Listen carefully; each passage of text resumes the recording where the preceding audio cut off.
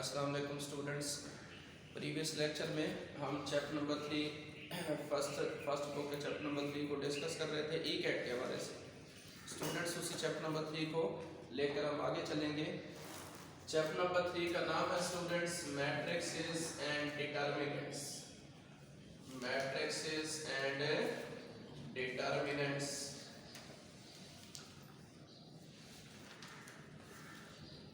Dear students, ये first book का chapter number 3 है। हम क्योंकि ई कैट के हवाले से सिर्फ एमसीक्यूज को डिस्कस कर रहे थे, तो हम नेक्स्ट एमसीक्यूज की तरफ चलेंगे। नेक्स्ट स्टूडेंट्स एमसीक्यूज हमारा है 21। Matrix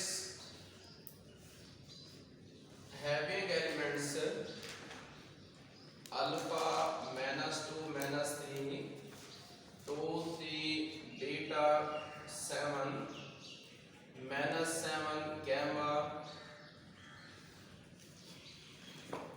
is called skew-symmetric matrix.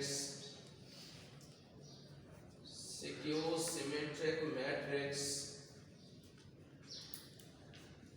when students option A है alpha is equal to beta is equal to gamma is equal to 1। Students option B है alpha is equal to beta is equal to gamma is equal to -1। Students option C है alpha is equal to beta is equal to gamma is equal to 1। Students option D है none of these. Students सवाल ये दिया गया है कि matrix given है, इसके बारे में बताया कि ये मैट्रिक्स स्क्यू सिमेट्रिक मैट्रिक्स उस वक्त होगा जब अल्फा बीटा में से कौन सी वैल्यू हम इसके अंदर पुट करेंगे ये स्क्यू सिमेट्रिक बन जाए। स्टूडेंट्स स्क्यू सिमेट्रिक मैट्रिक्स की पहले आपको पहचान का पता होना चाहिए। स्टूडेंट्स ये स्क्यू सिमेट्रिक की मैं एग्जांपल दे रहा हूँ, स्क्यू सिमेट्रिक की कंस्ट्रक्शन बता रहा हूँ। स्क्यू सिमेट्रिक मैट्रिक्स ऐसा मैट्रिक्स होता है जिसके मेन डायगोनल के सारे एलिमेंट हमेशा 0 होते हैं। मेन डायगोनल के आल एलिमेंट 0 होते हैं। इसके बाद हम फर्स्ट कॉलम को कंप्लीट करते हैं। फर्स्ट कॉलम में मैंने जैसे 2 3 लिखे, इनका साइन चेंज करके फर्स्ट रो में लिखना है। स्टूडेंट्स स्क्यू सिमेट्रिक मैट्रिक्स की कंस्ट्रक्शन बता रहा हूँ। जब भी आपने स्क्यू सिमेट्रिक मैट्रिक्स की एग्जांपल देनी हो, इसको कंस्ट्रक्ट करना बनाना हो, सबसे पहले आपने मेन डायगोनल को कंप्लीट करना है विद 0 एलिमेंट्स। इसके बाद आपने फर्स्ट कॉलम को कंप्लीट करना है अपनी मर्जी के एलिमेंट से। फर्स्ट कॉलम के अंदर अपनी मर्जी के एलिमेंट्स लिखने के बाद उनका साइन चेंज करके फर्स्ट रो में लिखना है। इसके बाद स्टूडेंट्स आपने सेकंड कॉलम को कंप्लीट करना है अपनी मर्जी के एलिमेंट से। जो एलिमेंट आप सेकंड कॉलम में लिखेंगे उसका साइन चेंज करके सेकंड रो में लिखेंगे। स्टूडेंट्स आप स्क्यू सिमेट्रिक मैट्रिक्स की पहचान क्या होगी? पहली पहचान ये होगी कि उसके मेन डायगोनल के सारे एलिमेंट 0 होंगे। दूसरी पहचान क्या होगी कि जो एलिमेंट फर्स्ट कॉलम में होंगे उनका साइन चेंज करेंगे तो फर्स्ट रो में लिखेंगे, इनके फर्स्ट कॉलम और फर्स्ट रो के एलिमेंट्स के साइन अपोजिट होंगे।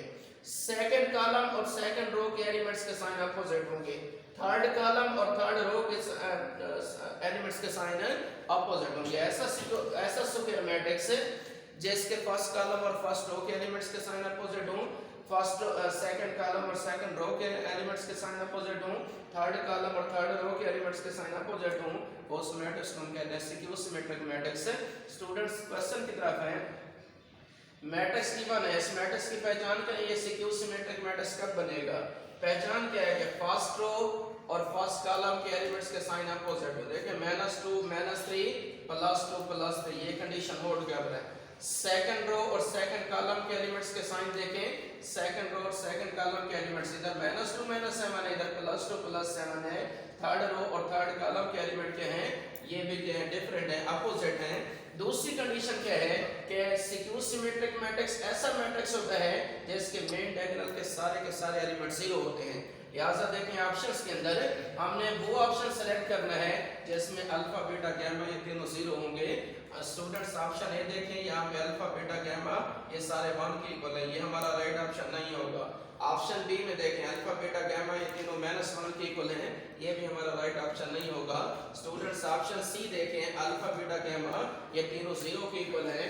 जब हम अल्फा बीटा और गामा की जगह 0 लिखेंगे तो ये मैट्रिक्स सिक्यू सिमेट्रिक मैट्रिक्स की डेफिनेशन को फुलफिल करेगा, लिहाजा ऑप्शन सी हमारा राइट ऑप्शन है। स्टूडेंट्स नेक्स्ट एमसीक्यूज है, MCQs number 22।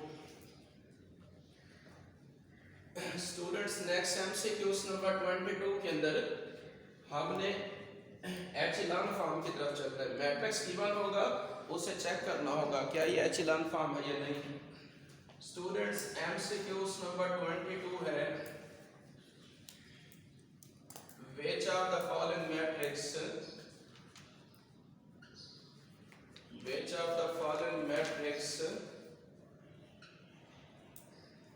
is in echelon form। Students option A है मैट्रिक्स 2 0 0 0 8 1 3 5 6। स्टूडेंट्स ऑप्शन बी है 2 1 8 3 5 6 0 0 0। स्टूडेंट्स ऑप्शन सी है 1 2 5 0 1 6 0 0 1। ऑप्शन डी है students none of this. Students हमने ये बताना है कि इन मैट्रिक्स में से कौन सा मैट्रिक्स एचेलॉन फॉर्म में है। हमने जो मैट्रिक्स एचेलॉन फॉर्म में होगा उसको हमने टिक करना है। स्टूडेंट्स पहले आपने एचेलॉन फॉर्म को समझना है। मैं एक मैट्रिक्स ले रहा हूँ, इसके एलिमेंट्स हैं 1 2 8 3 5 6 7 8 9। स्टूडेंट्स एचेलॉन फॉर्म को समझना है। अगर ये मैट्रिक्स गिवन हो हमने इसको एचेलॉन फॉर्म में कन्वर्ट करना हो तो हम रो ऑपरेशन या कॉलम ऑपरेशन की हेल्प से करेंगे क्या। सबसे पहले हम पहले कॉलम का पहला एलिमेंट जो भी होगा इसे 1 बनाएंगे। अगर 1 होगा तो दी बस से 1 नहीं होगा तो पहले कॉलम का पहला एलिमेंट जो भी होगा हम हमेशा उसे 1 बनाएंगे। पहले कॉलम का पहला एलिमेंट 1 बनाने के बाद उसके नीचे जितने भी एलिमेंट होंगे उन तमाम एलिमेंट्स को हमने 0 बनाना है। स्टूडेंट्स दोबारा बता रहा हूँ, पहले कॉलम का पहला एलिमेंट 1 उसके नीचे सारे एलिमेंट क्या बनाएंगे 0। फिर दूसरे कॉलम का दूसरा एलिमेंट जो भी होगा उससे हमने 1 बनाना है। उस 1 के नीचे जितने भी एलिमेंट होंगे उन सबको क्या बनाएंगे 0। स्टूडेंट्स तीसरे कॉलम का तीसरा एलिमेंट जो भी होगा हम उसे 1 बनाएंगे। अगर इसके नीचे एलिमेंट होगा तो 0 बनाएंगे, अदरवाइज रुक जाएंगे। इसी फॉर्म का नाम होगा एचेलॉन फॉर्म। एचेलॉन फॉर्म की पहचान क्या होगी स्टूडेंट्स। एचेलॉन फॉर्म की ये पहचान है कि डायगोनल के सारे एलिमेंट्स 1 होंगे, डायगोनल के नीचे जितने भी एलिमेंट होंगे वो सारे के सारे 0 होंगे। स्टूडेंट्स ऑप्शन के अंदर हैं, ऑप्शन ए में देखें कि देखें डायगोनल के सारे एलिमेंट एक तो 1 नहीं है और उनके नीचे 0 नहीं है तो ये एचेलॉन फॉर्म नहीं है।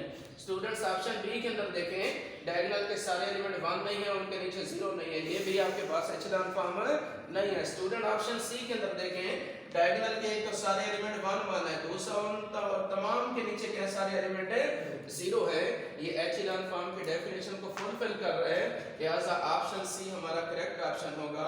स्टूडेंट दोबारा बता रहा हूँ कि जब हमने किसी मैट्रिक्स को एचेलॉन फॉर्म में कन्वर्ट करना हो तो करना क्या होगा, पहले कॉलम का पहला एलिमेंट 1 उसके नीचे 0, दूसरे कॉलम का दूसरा एलिमेंट 1 उसके नीचे 0, तीसरे कॉलम का तीसरा एलिमेंट 1 उसके नीचे अगर एलिमेंट होंगे तो 0, अदरवाइज रुक जाएंगे। इसी फॉर्म का नाम क्या होगा एचेलॉन फॉर्म। लिहाजा स्टूडेंट्स ऑप्शन सी ये एचेलॉन फॉर्म है, लिहाजा ऑप्शन सी को टिक करेंगे। स्टूडेंट्स नेक्स्ट एमसीक्यूज है, MCQs number 23। MCQs number 23 students definition है number of non-zero rows in echelon form।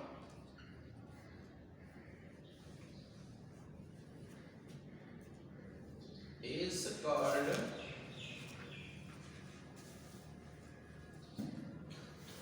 Students option given है, option A adjacent, option B inverse, option C rank, option D none of these. Students, MCQs number 23, MCQs number 23 कितना है? MCQs number 22 के अंदर आ रहे हैं। 22 के अंदर हमने ऑप्शन सी को टेक किया था कि एचिलॉन फॉर्म है। स्टूडेंट्स, नीचे जो MCQs नंबर 24 है, इसमें लिखा हुआ है कि number of non zero rows in echelon form is card, आगे ब्लैंक है ऑफ मैट्रिक्स। हमने ये बताना है कि एचिलॉन फॉर्म के अंदर जो नॉन जीरो रोज होंगे, नॉन जीरो रोज को हम क्या पढ़ेंगे? स्टूडेंट्स, ये डेफिनेशन है रैंक ऑफ द मैट्रिक्स की कि number of non zero rows in echelon form. जब भी हमने किसी मैट्रिक्स का रैंक फाइंड करना होगा स्टूडेंट्स, हम उसे चेंज करेंगे एचिलॉन फॉर्म में। एचिलॉन फॉर्म में चेंज करने के बाद हम नॉन जीरो रोज को काउंट करेंगे। नॉन जीरो रोज कौन सी होंगी? अगर किसी रो में सारे एलिमेंट जीरो होंगे तो उसे कहेंगे जीरो रो। अगर किसी रो में एक एलिमेंट भी नॉन जीरो हुआ तो उस रो का नाम होगा नॉन जीरो रो। जैसे स्टूडेंट्स, ये आपके पास ऑप्शन सी के अंदर दिया गया MCQ नंबर 22 में कि ये आपके पास एचिलॉन फॉर्म है। इस एचिलॉन फॉर्म में ये भी नॉन जीरो रो है, ये भी नॉन जीरो रो है, ये भी नॉन जीरो रोज है। इस एचिलॉन फॉर्म के अंदर नॉन जीरो रोज 3 है, लिहाजा इस मैट्रिक्स का रैंक अगर आपसे पूछा जाए तो इस मैट्रिक्स का रैंक 3 होगा। रैंक ऑफ मैट्रिक्स की डेफिनेशन ये है कि एचिलॉन फॉर्म के अंदर जितना नॉन जीरो रोज होंगी, नॉन जीरो रोज की तादाद का नाम क्या होगा? Rank of the matrix. Students, MCQ number 23 के अंदर ये रैंक ऑफ मैट्रिक्स की डेफिनेशन दी गई है। आपने क्या लिखना है? Number of non zero rows in echelon form is called rank of matrix. Options के अंदर जो रैंक वाला ऑप्शन होगा उसे टिक करेंगे। स्टूडेंट्स, ऑप्शन ए है एडजेंट ऑफ मैट्रिक्स। ये एडजेंट ऑफ मैट्रिक्स की डेफिनेशन नहीं है। ऑप्शन बी के अंदर है इनवर्स ऑफ मैट्रिक्स। ये इनवर्स ऑफ मैट्रिक्स की डेफिनेशन नहीं है। स्टूडेंट्स, ऑप्शन सी में है रैंक, तो ये रैंक ऑफ मैट्रिक्स की डेफिनेशन है, लिहाजा ऑप्शन सी को टिक करेंगे। स्टूडेंट्स, दोबारा बता रहा हूं कि एचिलॉन फॉर्म के अंदर या रिड्यूस एचिलॉन फॉर्म के अंदर नॉन जीरो रोज जो होंगे वो रैंक को इंडिकेट करेंगी, वो रैंक की डेफिनेशन को फिल करेंगी। Number of non-zero rows in echelon form or reduced echelon form is known as rank of matrix. Students, next हमारे पास है MCQs number 24. In homogeneous system,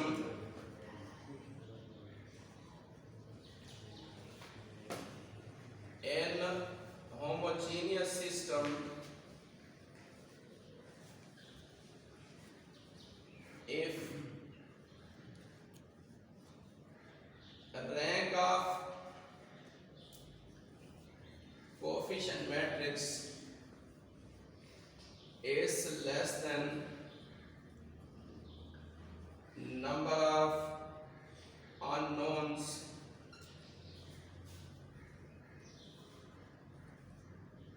then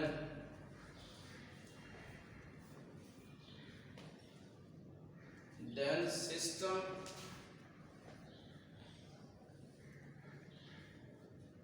has, students, option A है unique solution. Students, option B है infinite solutions. Students, option C है no solution. Students, option D है none of these. Students, MCQs given है कि in homogeneous system if rank of matrix is less than number of unknown then system has. Students, अगर आपके पास homogeneous system given हो, उसके solutions के बारे में बताना हो तो इसको समझने की कोशिश करनी है। स्टूडेंट्स, मेरे पास एक सिस्टम गिवन है कि a1x plus b1y plus c1z is equal to 0, a2x plus b2y plus c2z is equal to 0, a3x plus b3y plus c3c is equal to 0। Students, ऐसा सिस्टम जिसके राइट साइड पे सारे constant zero हों तो उस system का नाम होता है होमोजेनियस सिस्टम। अब इस होमोजेनियस सिस्टम को जब हम मैट्रिक्स फॉर्म में कन्वर्ट करेंगे, कौन कौन से मैट्रिक्स बनेंगे? a1 b1 c1, a2 b2 c2, A3 B3 C3 ये स्टूडेंट्स कोफिशिएंट मैट्रिक्स होगा। साथ हम लिखेंगे x y c is equal to क्या होगा, कांस्टेंट सारे के सारे जीरो हैं। स्टूडेंट्स इस मैट्रिक्स को हम A का नाम देते हैं, इसे x का और इसे B का। ये जो मैट्रिक्स A है इसे हम कहते होते हैं कोफिशिएंट मैट्रिक्स। आपसे स्टूडेंट्स एमसीक्यूज क्या है, वो कहता है कि अगर मैट्रिक्स A का रैंक यानी कि कोफिशिएंट मैट्रिक्स का रैंक अगर नंबर ऑफ वेरिएबल से लेस हो जाए तब बताएं इस सिस्टम का सॉल्यूशन क्या होगा, यूनिक सॉल्यूशन होगा, इनफिनिट सॉल्यूशन होगा या सॉल्यूशन एग्जिस्ट नहीं करेगा। स्टूडेंट्स तीन कंडीशंस हैं, दो कंडीशंस हैं याद रखनी है। पहली condition, if rank of coefficient matrix is less than number of variables, number of variables हो या नंबर ऑफ अननोन्स हो, इन दोनों का मतलब एक ही होता है। अगर बेटा स्टूडेंट्स होमोजेनियस सिस्टम के अंदर इस कोफिशिएंट मैट्रिक्स का रैंक नंबर ऑफ वेरिएबल से लेस हो जाए, नंबर ऑफ वेरिएबल क्या होंगे जैसे x y और z हैं, अगर इस कोफिशिएंट मैट्रिक्स का रैंक नंबर ऑफ वेरिएबल से लेस होगा तो उस वक्त सिस्टम के बाद जो सॉल्यूशन होगा वो हमेशा इनफिनिट होगा। हमेशा क्या होगा स्टूडेंट, इनफिनिट। सॉल्यूशन यूनिक कब होगा, अगर हम इस कोफिशिएंट मैट्रिक्स का मॉड फाइंड करें, डिटरमिनेंट फाइंड करें, डिटरमिनेंट अगर नॉन जीरो हो, जीरो के इक्वल ना हो तो उस वक्त इस सिस्टम का सॉल्यूशन यूनिक होगा। अगर रैंक को देखा जाए, सिस्टम का रैंक नंबर ऑफ वेरिएबल से लेस होगा तो उस वक्त सिस्टम का सॉल्यूशन हमेशा इनफिनिट होगा। स्टूडेंट्स ऑप्शन के अंदर देखें, जो इनफिनिट सॉल्यूशन वाला ऑप्शन है वो हमारा राइट ऑप्शन होगा। इस ऑप्शन बी को टिक करेंगे क्योंकि ऑप्शन बी के अंदर लिखा हुआ है इनफिनिट सॉल्यूशन। स्टूडेंट दोबारा बता रहा हूं कि होमोजेनियस सिस्टम के अंदर कोफिशिएंट मैट्रिक्स का रैंक अगर वेरिएबल से लेस हो जाएगा तो उस वक्त हम कहेंगे कि ये सिस्टम इनफिनिट सॉल्यूशन पोजेस करता है। स्टूडेंट्स नेक्स्ट एमसीक्यूज है, MCQs number 24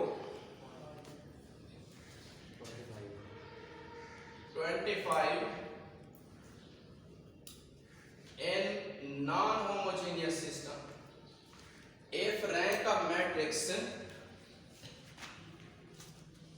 in non-homogeneous system, if rank of coefficient matrix is equal to rank of augmented matrix is equal to number of unknowns, then system has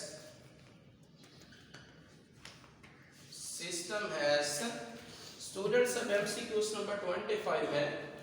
previous MCQs के अंदर हमारे पास homogeneous system के बारे में पूछा गया था कि होमोजेनियस सिस्टम अगर आपके पास गिवन हो, होमोजेनियस सिस्टम के अंदर कोफिशिएंट मैट्रिक्स कर रहे हैं कि नंबर ऑफ वेरिएबल से या नंबर ऑफ अननोन से लेस हो जाए, तो हमने कहा था कि ऐसा होमोजेनियस सिस्टम जिसके कोफिशिएंट मैट्रिक्स कर रहे हैं कि नंबर ऑफ वेरिएबल से लेस हो तो वो इनफिनिट सॉल्यूशन रखता है, उसको हमने सॉल्व कर लिया था।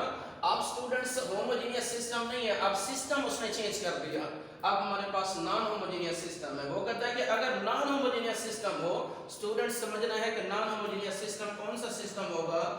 ऐसा सिस्टम स्टूडेंट्स जिसके राइट साइड पे कोई एक कांस्टेंट नॉन जीरो हो या सारे कांस्टेंट नॉन जीरो हो तो उस सिस्टम का नाम होता है non homogeneous system. Non homogeneous system में से हम क्या निकालते हैं, इसको जब हम मैट्रिक्स फॉर्म में चेंज करते हैं तो इसे मैट्रिक्स ए कहते हैं, कोफिशिएंट मैट्रिक्स, ये मैट्रिक्स x होगा और इस मैट्रिक्स को b का नाम देते हैं जिसके अंदर कांस्टेंट कौन से होंगे, a b c। स्टूडेंट्स हम करते क्या हैं, इसमें से एक और मैट्रिक्स हम निकाल सकते हैं। कैसे, अगर हम इस कोफिशिएंट मैट्रिक्स के अंदर इस मैट्रिक्स b को इंक्लूड कर दें, मैट्रिक्स b को शामिल कर दें, इससे जो न्यू मैट्रिक्स मिलेगा उस न्यू मैट्रिक्स का नाम होगा augmented matrix. Students augmented matrix को a सबस्क्रिप्ट b से हम डिनोट करेंगे। इसकी शक्ल क्या होगी, a1 b1 c1 a2 b2 c2 a3 b3 c3। आखिर में आपने डॉट लगाने हैं, इसके बाद मैट्रिक्स B वाले एलिमेंट्स को मैट्रिक्स A के अंदर आपने इंक्लूड कर देना है। स्टूडेंट सवाल उसका ये है कि आप बताएं कि अगर कोफिशिएंट मैट्रिक्स का रैंक ऑगमेंटेड मैट्रिक्स का रैंक ये दोनों रैंक्स इक्वल हों और ये दोनों रैंक्स नंबर ऑफ अननोन की इक्वल हो जाए तब बताएं सिस्टम का सॉल्यूशन कैसा होगा। स्टूडेंट याद रखना है in non homogeneous system, non homogeneous system के अंदर अगर कोफिशिएंट मैट्रिक्स का रैंक और ऑगमेंटेड मैट्रिक्स का रैंक ये दोनों रैंक इक्वल हो, सिस्टम का सॉल्यूशन एग्जिस्ट करेगा। सिस्टम का सॉल्यूशन यूनिक कब होगा? जब ये दोनों रैंक नंबर ऑफ वेरिएबल के इक्वल हो। इनफिनिट कब होगा? जब ये दोनों रैंक नंबर ऑफ वेरिएबल से लेस हो जाए। यहाँ पे लिखा हुआ है कि कोएफिशिएंट मैटर्स कर रहे हैं और ऑगमेंटेड मैटर्स कर रहे हैं कि ये दोनों रैंक नंबर ऑफ अननोन्स के इक्वल है, नंबर ऑफ वेरिएबल्स के इक्वल है। लिहाजा इस सिस्टम का सॉल्यूशन क्या होगा? यूनिक सॉल्यूशन होगा। यूनिक सॉल्यूशन का मतलब है यहाँ पे जितने भी वेरिएबल्स हैं हर वेरिएबल की एक एक वैल्यू होगी। लिहाजा ऐसा नॉन होमोजेनियस सिस्टम जिसके कोएफिशिएंट मैटर्स कर रहे हैं, ऑगमेंटेड मैटर्स कर रहे हैं कि नंबर ऑफ अननोन्स की इक्वल हो जाए, तो वो सिस्टम यूनिक सॉल्यूशन पोजेस करता है, वो सिस्टम यूनिक सॉल्यूशन रखता है। लिहाजा हमारा यूनिक सॉल्यूशन वाला जो ऑप्शन होगा वो करेक्ट ऑप्शन होगा। स्टूडेंट्स ऑप्शंस के अंदर देखें, ऑप्शन ए यूनिक सॉल्यूशन है, लिहाजा ऑप्शन ए हमारा राइट आंसर है। ऑप्शन ए को टिक करेंगे। स्टूडेंट्स नेक्स्ट एमसीक्यूज नंबर है 26।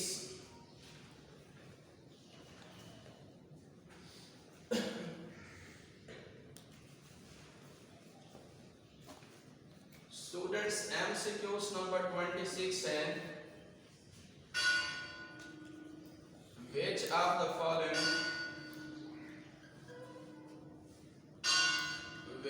the following is inconsistent system? Which of the following is inconsistent system? Students option A है 7x plus 6y minus 12c is equal to 5, 6x plus 2y minus plus c is equal to 6, 2x plus 6y plus 12c is equal to 12। Students option A system दिया गया है, option B में है 2x minus 6y is equal to 5, 3x plus 4y is equal to 6। Students option C है 2x plus 3y plus 6z is equal to 1, 3x minus 4y plus 12z is equal to 2। Students option D है none of these। Students MCQs number 12 में ये 26 में ये पूछा गया है, आपने ये बताना है कि ये ऑप्शंस के अंदर जो सिस्टम दिए गए हैं इनमें से कौन सा सिस्टम इनकंसिस्टेंट सिस्टम होगा। स्टूडेंट पहले कंसिस्टेंट सिस्टम और इनकंसिस्टेंट सिस्टम क्या होता है इनको समझना है। स्टूडेंट याद रखना है कि ऐसा सिस्टम, फॉर एग्जांपल आपके पास कोई सिस्टम दिया गया है, आप उस सिस्टम को सॉल्व करें। सिस्टम को सॉल्व करने से हमेशा दो किस्म के सॉल्यूशंस मिलते हैं, या सिस्टम का सॉल्यूशन यूनिक मिलता है या सिस्टम का सॉल्यूशन इनफिनिट मिलता है। स्टूडेंट्स ऐसा सिस्टम जिसका यूनिक सॉल्यूशन मिले या इनफिनिट सॉल्यूशन मिले उस सिस्टम का नाम होता है कंसिस्टेंट सिस्टम। स्टूडेंट्स ऐसा सिस्टम जिसका सॉल्यूशन आप फाइंड ना कर सकें, जिसका सॉल्यूशन एग्जिस्ट ना कर सके, उस सिस्टम का नाम होता है इनकंसिस्टेंट सिस्टम। दोबारा स्टूडेंट्स बता रहा हूं, ऐसा सिस्टम जिसका सॉल्यूशन एग्जिस्ट करेगा चाहे वो यूनिक होगा या इनफिनिट होगा, उस सिस्टम का नाम होगा कंसिस्टेंट सिस्टम। ऐसा सिस्टम जिसका सॉल्यूशन एग्जिस्ट नहीं करेगा उस सिस्टम का नाम होता है इनकंसिस्टेंट सिस्टम। स्टूडेंट्स क्वेश्चन की तरफ आते हैं, वो कहता है कि बताएं इनमें से कौन सा सिस्टम इनकंसिस्टेंट है। स्टूडेंट्स इन सिस्टम को देखना है कि ये देखें ऑप्शन ए के अंदर ये जो सिस्टम दिया गया है, इस सिस्टम के अंदर कितना इक्वेशंस हैं, इक्वेशन 1, इक्वेशन 2, इक्वेशन 3। इस सिस्टम के अंदर 3 इक्वेशंस हैं और 3 वेरिएबल हैं x, y और z। स्टूडेंट याद रखना, अगर किसी सिस्टम में नंबर ऑफ वेरिएबल्स और नंबर ऑफ इक्वेशन सेम हो तो उस सिस्टम का कोई ना कोई सॉल्यूशन मिलेगा, उसका सॉल्यूशन एग्जिस्ट करता है। इसका मतलब है ऑप्शन ए के अंदर नंबर ऑफ वेरिएबल्स और नंबर ऑफ इक्वेशन सेम है, इसका सॉल्यूशन एग्जिस्ट करेगा, लिहाजा ये कंसिस्टेंट सिस्टम है। स्टूडेंट्स ऑप्शन बी के अंदर आ जाए, इधर 2 वेरिएबल हैं और 2 इक्वेशंस हैं, इस सिस्टम का सॉल्यूशन भी एग्जिस्ट करेगा, यूनिक होगा या इनफिनिट होगा, जो भी होगा, तो ये भी कंसिस्टेंट सिस्टम है। स्टूडेंट्स ऑप्शन सी के अंदर आ जाए, यहाँ पे x, y, z ये 3 वेरिएबल हैं, 2 इक्वेशंस हैं। स्टूडेंट्स ऐसा सिस्टम जिसमें वेरिएबल्स की तादाद और इक्वेशंस की तादाद सेम ना हो तो उस सिस्टम का सॉल्यूशन एग्जिस्ट नहीं करता, उस सिस्टम को हम सॉल्व नहीं कर सकते, उस सिस्टम को हम नाम देते होते हैं इनकंसिस्टेंट सिस्टम का स्टूडेंट्स ऑप्शन सी के अंदर जो सिस्टम दिया गया है इस सिस्टम का सॉल्यूशन एग्जिस्ट नहीं करेगा, ये सिस्टम सॉल्यूशन नहीं रखेगा, इस वजह से इस सिस्टम का नाम होगा इनकंसिस्टेंट सिस्टम और यही हमारा राइट ऑप्शन है, इसको टिक कर देंगे। स्टूडेंट्स आज के इसी के साथ ही हमारा चैप्टर नंबर 3 कंप्लीट हुआ। नेक्स्ट इंशाल्लाह नेक्स्ट चैप्टर नंबर 4 को करेंगे। यहाँ तक अगर आपको वीडियो अच्छी लगी हो तो इसको शेयर करना है, लाइक करना है और सब्सक्राइब करना है। Thank you very much.